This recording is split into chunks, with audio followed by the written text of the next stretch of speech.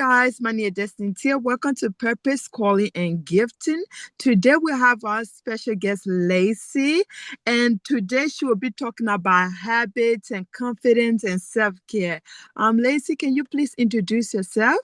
Hey everyone. So I've been in the fitness industry for over 10 years now. I started out as a Muay Thai fighter, so I would go back and forth between Thailand and Australia, just doing Muay Thai just because I loved it. Eventually, I needed to learn how to do nutrition and that for my own like weight cuts and just general, life skills. So I went and studied nutrition. From there, people were asking me to train them. So then I went and studied a Cert 4 in fitness. Along the path, I did some psychology. I'm doing a Bachelor of Psychology, slowly getting Oh, there. Did some psychology work with some sports psychologists, dietitians, trauma therapists, did NLP, life coaching, all that kind of stuff. So it's been a 10-year long journey for me. And wow. now I work with people in the gym, online, and whatever, whether it's in a group, an event, or one-on-one. Oh, wow, nice. I saw your channel and I was like, wow, you did a good job, like everything on it. Thank you. I will just dive into the question. I will just talk about, when we're building habits. My first question is, how do we build habits, Mm. good habit that, that sticks, because sometimes we struggle to and build a habit that sticks. So how do we build a good habit? Number one, I would think that you need to decide what you actually want. So sometimes people say, okay, I want to do this, but half of them is in one direction, half of them is in another. So not being able to stick with a habit is generally because you're not 100% aligned with it. So sometimes we want something because externally it sounds great, um, Mm, but internally that's not really what we want. As well as there can be little blocks along the way. So maybe there's like fear of going to the gym, maybe there's like a lot of negative self-talk. And unfortunately, like I have spent years of my life trying to, get rid of these feelings, but they don't just disappear. Confidence and all that kind of stuff changes throughout the days. To this day, still, when I walk in the gym, I will have nervous days or I have days where my performance was not great. So after a mm, while, you start to realize that yes, you can build skills and you can build the ability to stick with it, but it's a continuous journey that you have to decide that you want for yourself long term because oh, changes and you have to be able to adapt with those changes and stick with it. So if I had to like sum it down to like three different like little points, I would say one, decide what you want. Two, mm, set up a system that you can, you know, that will work for your lifestyle, not just a system that you're like, oh, this sounds good on paper. It's like, okay, cool. You said you want to do that, but are you actually going to do that? So mm. doing a plan that you're actually going to follow, and then just accepting the fact that these little emotions and all those things along the way, those highs and lows, that's just part of the journey. There's no way of escaping that. So, Oh, okay. I was just asking that because I do go to the gym also, yep. and I'm consistent, like I build a good habit in my gym life, and I want to also do that in my, building a good habit in my other part of my life. So like how do I go about doing that?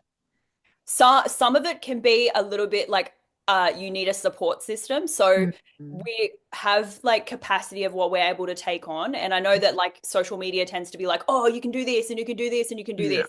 As someone who did do that and worked 100-hour work weeks and still trained in that, it's not Mhm. a good or healthy way for your body long term. You're most likely going to end up with problems like nervous system overload and burnout and all that kind of stuff. So like healthy people have a very balanced life and they have support Mhm. systems in all of these different areas. So if you wanted to get better at your nutrition, go and hang out with friends who are really good with their nutrition too. That's going to give you a support system. Throughout that, the conversations tends to be more like, oh, I had this protein shake and I really loved it. And you're like, oh, I'll try it too. So it becomes a very natural thing.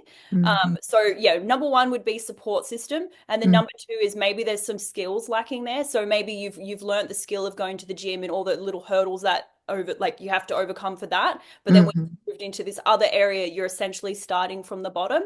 And No. sometimes I feel like when you've got confidence in one area, you're like, oh, well, I should just be capable at this other area. But it's like you're literally starting from the bottom in this other area. So you just got to have grace and then do the base foundational work again. So that'll just come with time. The fact that you're asking that question tells me you're already on that journey. So Yeah, yeah.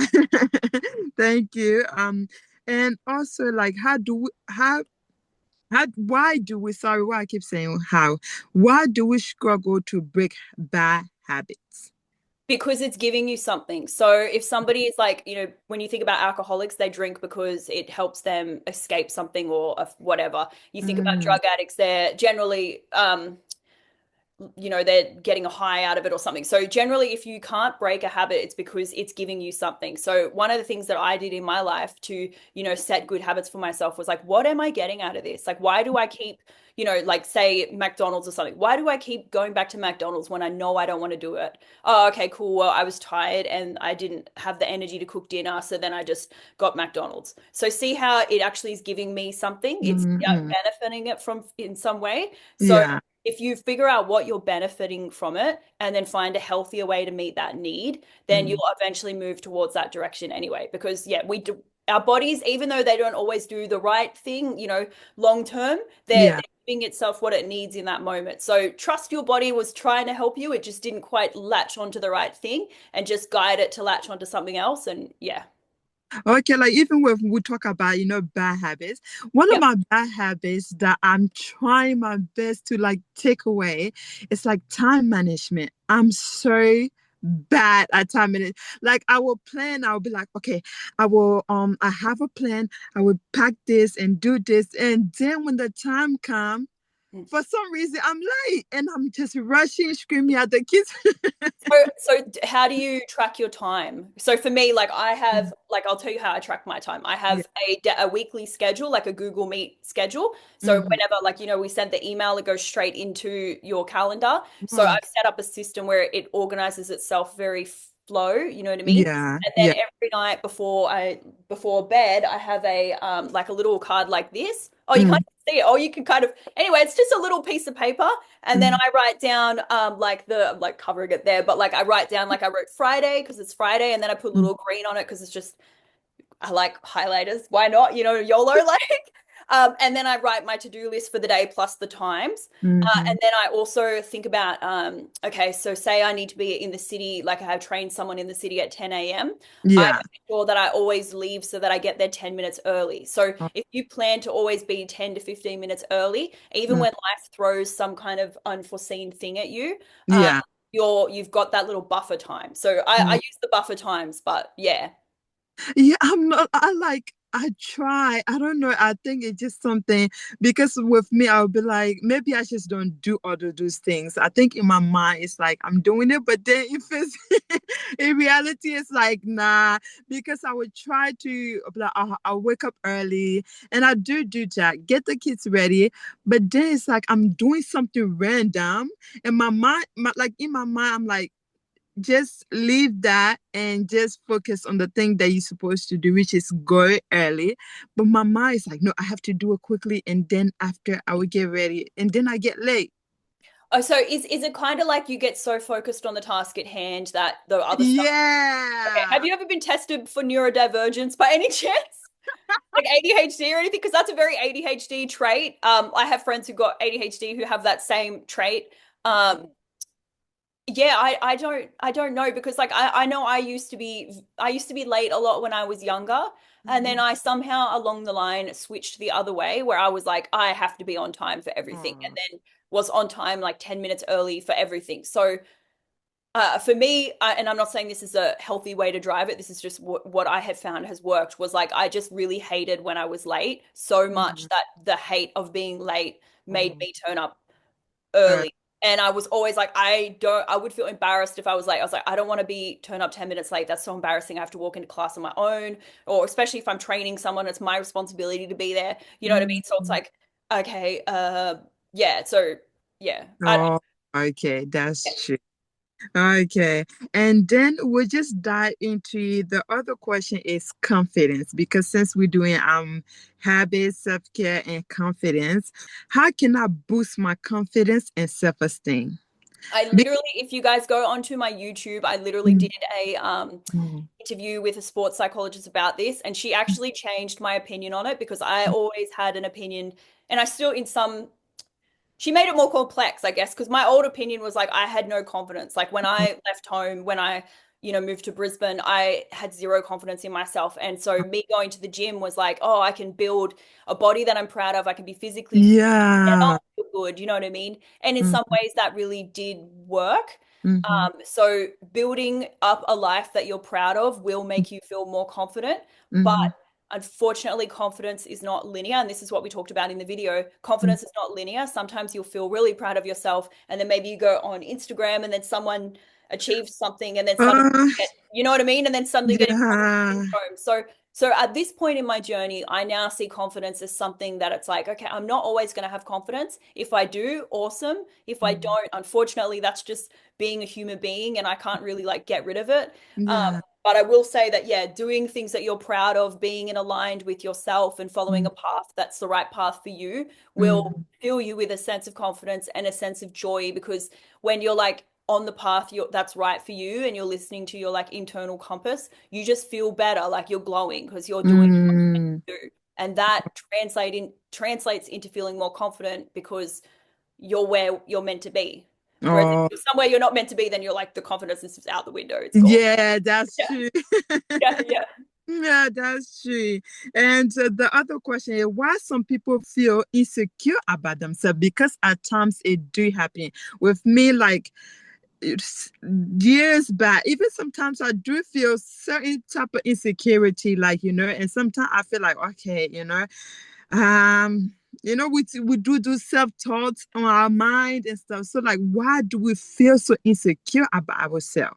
I think some of it's genetic. Some people are Mm, higher in like some people don't get that anxious, and some people mm, are more anxious by default. You know what I mean? So oh yeah. neither is better than the other. Some are better in some situations, some are better in the other. It's just temperament. So some people have a temperament where they're going to be a little bit more like anxious about themselves from the get-go. Number Mm, two, we then have a society which is very awesome. yeah. I love marketing, but marketing does tend to present the best of the best. And so Mm, when you live in a world where you're seeing the best of the best, you're seeing the finished product and you're not seeing like the 10 hours of fluffing and hair and makeup and everything to make everything look amazing. And then you like you wake up in the morning looking this way and then you yeah. compare it to this. So that disconnect there is very normal. I think it's just like the human experience. Um, but I do think sometimes we let those feelings ruminate, like we ruminate on them, that you're like, Mm, and you make it mean something when it doesn't mean anything. It's like yeah. I don't know if you guys have like the Apple iPhone, but I track my emotions on the Apple iPhone. And Oh. one of the things that it taught me was most of the time my emotions are like neutral. Like I'm not really, I'm Mm, like, I'm not happy, I'm not sad, I'm just peaceful, alive, yeah. you know what I mean? And then from that, I'd be like, okay, I look at this Instagram post. Now I feel sad. Okay, Oh. I saw this and I felt anxious about this. Now I feel sad. So once you start to see that everything is just a response to your environment, you can Mm, start to realize that, okay, that's just your body reacting in a way to try and keep itself safe. But it doesn't mean it's the reality of the situation. Just because you have a feeling about something doesn't mean it is true. true. Oh, okay. And I like what you say about, like when we see people on maybe like on magazine or even TV show, they look, beautiful and stuff, but like those people have hours and hours of makeup. Even like when you look at like um not calendar, but like on the magazine, like Yeah. they have like edit on that picture. They have to edit that body. So it's like for us, and sometimes we do compare ourselves to those people. Like, I don't look like this, I don't look like that. But those people have edit on that picture. They have makeup. They have all those things. And That's this is why I think it's really important to have a really good support structure because it's like mhm. when you have people around you who love you for you and Yeah. make you feel, like for example, it was my birthday this week. My friend went out of her way to make my birthday like really amazing for me. Oh, And for me, generally, my birthdays are a day that I would ruminate about my goals and if I had achieved them at the speed that I wanted to. But mm, because I had my friend go out of her way to make my day like feel so amazing, it's like when you feel loved and cherished for who you are, regardless of what you look like on a magazine or because all that stuff's gonna go anyway. Like one day mhm. we're all gonna die and like Yeah. if we're That's lucky, we'll true. age. As weird as it sounds to say, as we're lucky, we'll age. You know what I mean? So all that Yeah. stuff is going to be taken. Even trophies, even money, all that kind of stuff can be taken away in a moment. So I think what actually helps navigate that stuff is having a really good support system of friends who like Mhm. really love you for you, Yeah. and a really good community. And like when you have that really good community, it fills that human need, which you start trying to get through trophies or money or all those kind of things. Like Yeah. you've got that need met, and so it doesn't sting as much. You might still have little moments like that where it will flutter around because that's like the human condition. But yeah, that's what I've found so far on the journey is like good friends. Uh, Yeah. yeah, that's so true. Like good community, good people around you. Yeah. That's all you need. Yeah. And the other question is, we will talk about confidence. Can it be learned or it's just a natural thing that come out? Like, some people are born confident and some It's people you can doesn't. definitely build confidence, Mm, but generally confidence is, so I'm very confident in the gym, but then, mm, or I'm very confident in Muay Thai, but then you put me in boxing, and boxing, even though it's still, punching, it's different movements. So I would feel very confident in Muay Thai, but mm, not confident in boxing. So if mm, you want to get confident in something, just do more of it, and then the skills and the lived experience will help you get confidence. So it's kind of like the more you get out there, the more you leap and the more you go out into different situations and kind of test yourself, the more mm. you'll get confidence. But even then you will still have that. There's not going to be this bulletproof moment in life where you're like, I am like, actually that would be like narcissism now that I think about it. Yeah, if you ever had a moment where you didn't doubt yourself, that would actually be concerning psychologically. Um but yeah, that you will gain confidence, you will have more confidence in yourself, but it's normal and probably healthy to always have little moments of doubt. It's just how you handle those and navigate Mm. those with community and with not letting it like eat at you and mean something Yeah. that it doesn't need to mean. Okay. Um, and the last question for confidence is, how can I improve my body image and self-worth? Because some people do struggle, with body image. Because with me, like my body image, like I used to struggle with because before I used to be, like more lean, like a bit chubby. And then when I gave birth to my daughter, because of depression, anxiety, and breastfeeding, I actually lost weight. And people used to tell me that a lot. And they brought me so low. Like I feel like I wasn't, good enough. So Yeah. with that, like like, with other people, how do they improve their body image and their self-worth? I would number one communicate to the people around you that what they were Mm. saying was harming you, because sometimes people think like they're like, oh, they might actually be complimenting you, but you Yeah. took it a different way. So I would first and foremost communicate to those people around you who said that to you that that's how it made you feel, so that Mm. if you know they said it again, then you're like, oh, red flag. Mm. You know what I Yeah. mean? So that's number one. Number two, I would is it that there's two ways I go about this. Number one would be internal and number one would be external. So obviously, if you've not don't have the body that you're aiming towards having, I would Mm. do the work to build towards that body. Like, so say if you wanted to gain weight or whatever, Mm. maybe doing lots of hip thrusts and all that kind of stuff to build the muscle how you want it to. But Mm. then also I would do the internal work, because there's this very fine line, and I've seen it so much in the bodybuilding community where people put all their effort into the external. Mm. Thing about that is like there's this natural human tendency to always want better and better and better, but Yeah. your body and your genetics only have so much capability. So it's Mm. like then there comes a point where you're like, okay, I've pushed myself to a limit where I know I've done as much as I can and I'm looking my best that I'm physically capable of, but Mm. I also love myself and feel good about myself Yeah. regardless. You know what I mean? Yeah. Yeah, particularly because think 20 years time you're gonna be old. So like you want to feel good about yourself like for the rest of your life. Like you don't Yeah. like only feel good about yourself during this like certain years of your life or this certain body shape of your life. You know what I mean? That stuff is great, but it's not all of you. Like, Yeah. yeah. I like what you say about the internal part because everything, like, we have to take care of that, our internal, before it come out, physically. Because you could go to the gym, you could buy other clothes and makeup and everything. But if you feel crappy about yourself inside, it will show out outside. Like inside would be bad. Yeah, and it Yeah. affects everything. Like if you're Mm, going to the gym and you're like hating yourself and you're training mm, out of hate, the mm, behaviors that come out of that and the eating and the training that come out of that are mm, not the same type of training and eating behaviors that would come out of someone who's doing it out of love for themselves. yeah. I have Wow. trained a lot of people and I've never seen anybody who's come into the gym hating themselves and using that as like the Feel. fuel, you know what I Yeah. mean? Come out of it in a good place. Even if they got Mm, the external results where they got the body fat percentage or whatever, that actually is like the beginning of like eating disorder territory. So that's something I'm like very cautious of with people because I'm like, you want to, first of all, we get one life. Like we want to, and we get mm. one gym experience. So you want to have that gym experience as something you look back on and you're like, damn, yeah, like I really, that was so much fun. Like you don't want to be where you're like in the mirror, like you suck. Like you don't want that. Like why would like you have two options? Like what? Why would you choose the painful option when you could choose the like awesome option that was Yeah. like have a great time and you feel great about yourself? Like, Yeah. And we are on self-care. I have a question on self-care is what does self-care really means? mm, mm. I would say self-care means taking care of, okay, think about your best friend Yeah.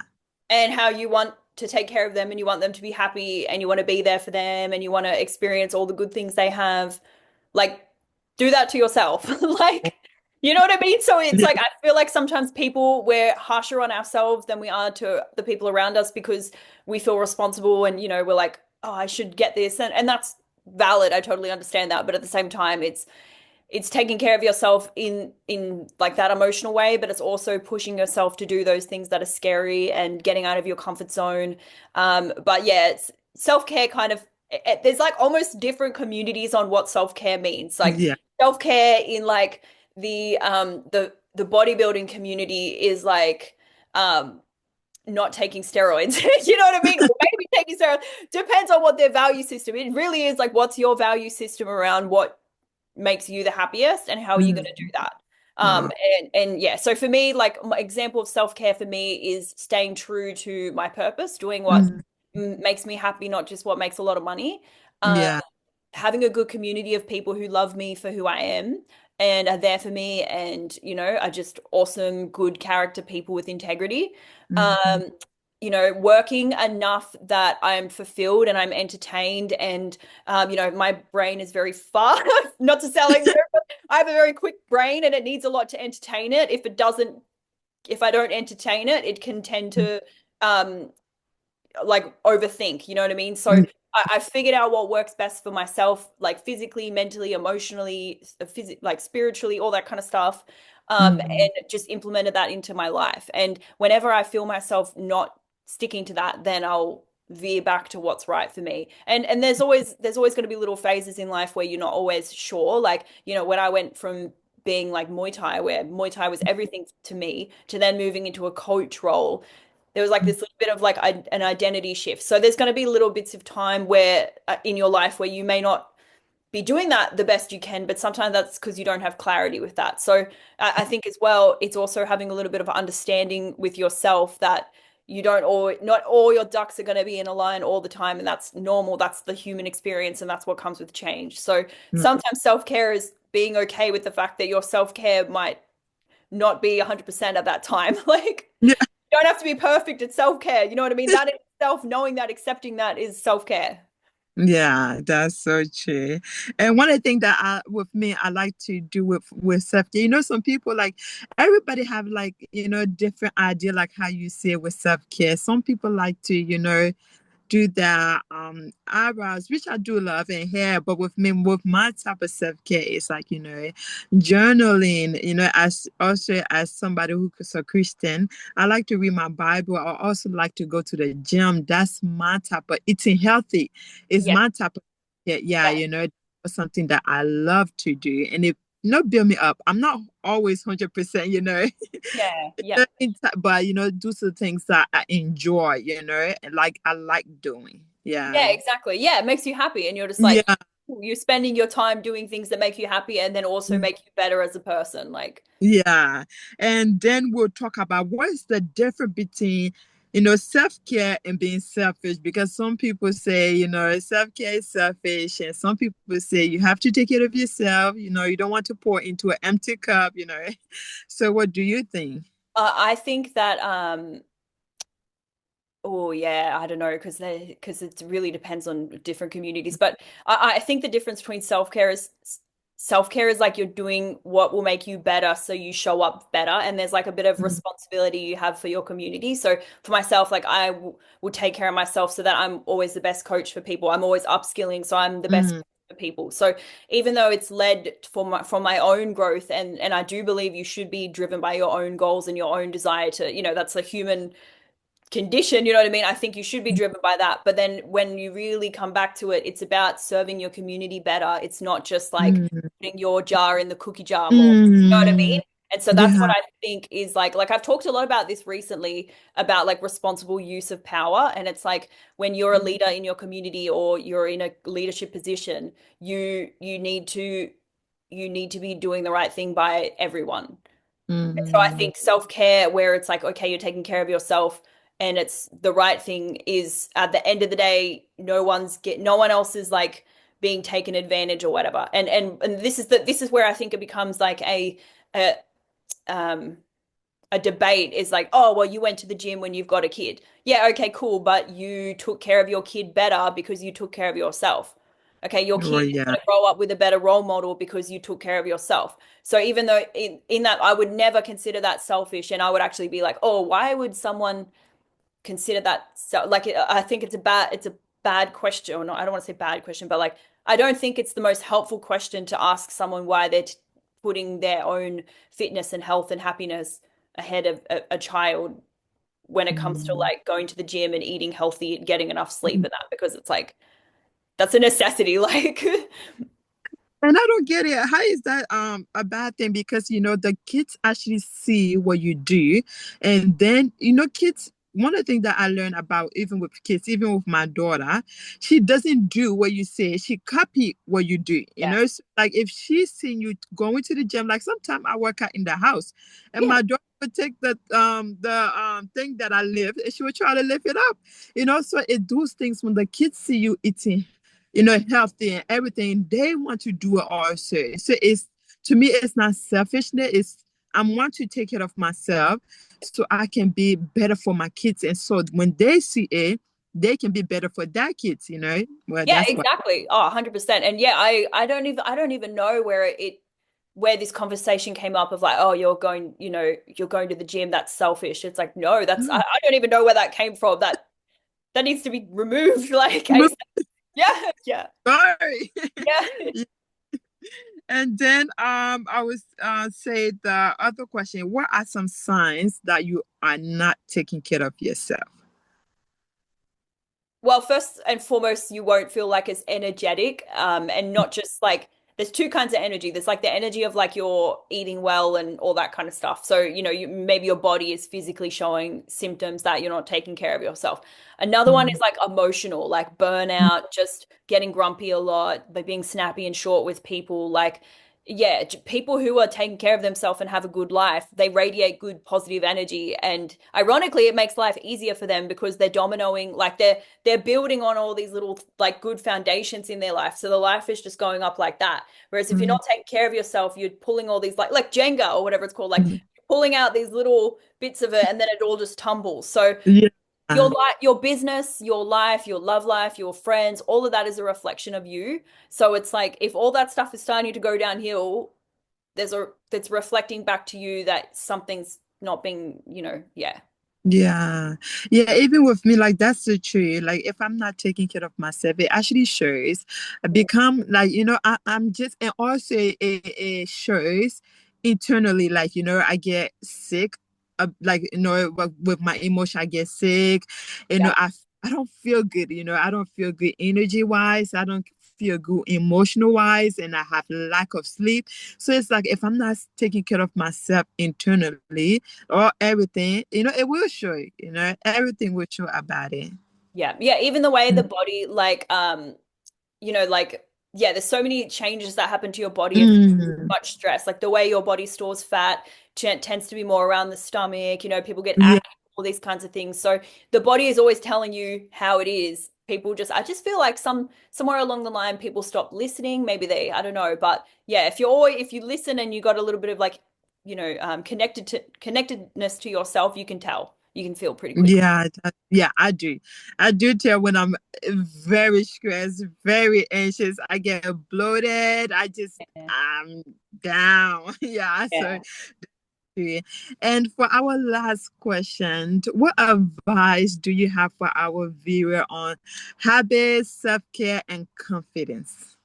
I would say just get started and that it's going to feel uncomfortable and that's part of the journey. But that uncomfort that you're feeling at the beginning is going to go like it'll change into like you'll meet friends along the journey. Next thing you know, in 6 months' time, what you never thought you'd be doing. So just step into it and just, take life, the bull by the horns or, whatever you want to say, want to take life by the reins and just go for it because the more action you take, and the more mistakes you'll make, which is just part of the journey, just accept them as part of the journey and just go and take a bunch of action. And along that, it'll just be a byproduct that you'll build good habits and a good life and all that kind of stuff. Yeah. Thank you so much, Lacey. It was so nice talking to you. I just want to appreciate you for being part of our community, and I will talk to you later.